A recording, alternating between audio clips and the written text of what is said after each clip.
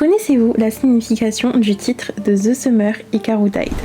Comme vous l'avez vu dans le premier épisode, on sait que Hikaru est mort et que quelque chose a pris sa place.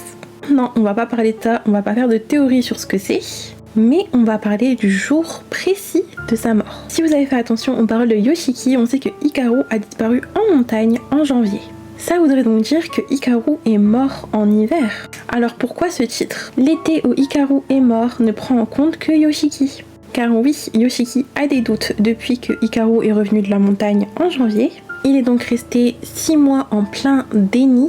Mais un jour d'été, il se décide de demander à Hikaru si il est réel ou non. Et c'est à ce moment-là que le deuil de Yoshiki commence. Il se rend enfin compte que son ami est réellement mort et que ses doutes étaient avérés. C'est de là que commence son tiraillement entre le deuil et la perte de son ami et le fait qu'il est littéralement en face de lui.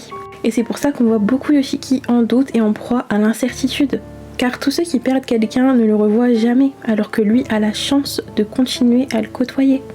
Bien que ce ne soit plus littéralement Hikaru, c'est toujours quelqu'un qui agit comme lui et qui a ses souvenirs.